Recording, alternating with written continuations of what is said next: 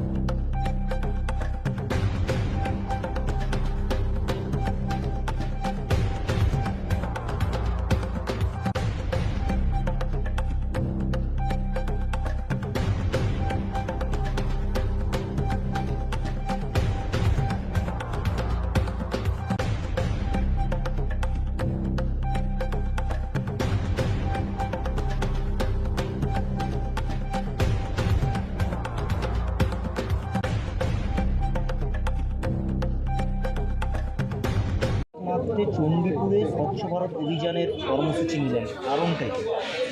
দেখুন, স্বচ্ছ ভারত হঠাৎ মাত্র নয়। মোদিজি 2014 সালে সারা ভারতবর্ষে ক্ষমতায় আসার পর থেকেই তিনি জিরো টলারেন্সের সূচনা করেছিলেন। স্বচ্ছ ভারত তো প্রতীকই মাত্র, আবর্জনা তো সমাজেও জমে আছে, মানুষের মনেও জমে আছে। সেজন্য জিরো টলারেন্সের যে সূচনা, সেই সূচনা 2014 সাল থেকে শুরু হয়েছে।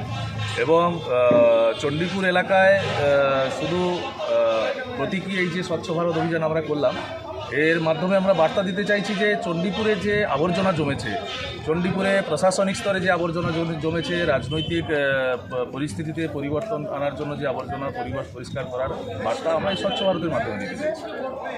দেখা যাচ্ছে যেখানে 15 বছরের পাঁচালীর উন্নয়নের জোয়ার বইছে বলে প্রচার হচ্ছে পুরো রাজ্য জুড়ে, সেখানে আপনারা স্বচ্ছ ভারতের কর্মসূচি কোনো একটা কি?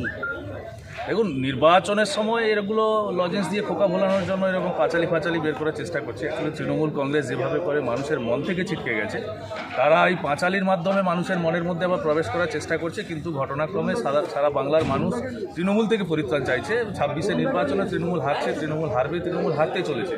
আর আমরা চণ্ডীপুর এলাকার বাসী, সমস্ত চণ্ডীপুরের ভূমিপুত্র, আমরা সকলেই সম্মিলিতভাবে যারা চণ্ডীপুরে আলো বায়ু বাতাস জল নিয়ে বড় হয়েছি, আমরা চণ্ডীপুরের সমস্ত এখানকার নেতৃত্বরা, বিরোধী রাজনৈতিক দল অর্থাৎ বিজেপি হিসেবে আমরা যারা চিরদিন এখানে লড়াই করে এসেছি, তৃণমূলের লালচক্ষুকে উপেক্ষা করে, প্রশাসনের হুমকিকে উপেক্ষা করে এবং সাম্প্রদায়িক যে সম্প্রীতি নষ্ট করার চেষ্টা হয়েছে তার বিরুদ্ধে দাঁড়িয়েও আমরা যেভাবে লড়াই করে এসেছি, আজকে চণ্ডীপুরের সমস্ত ভূমিপুত্ররা একত্রিত হয়েছি। আমরা বার্তা দিতে চাইছি চণ্ডীপুর থেকে সমস্ত আবর্জনাই মুক্ত হোক, কোনো রাজনৈতিক দলে কোনো আবর্জনা যাতে না থাকে।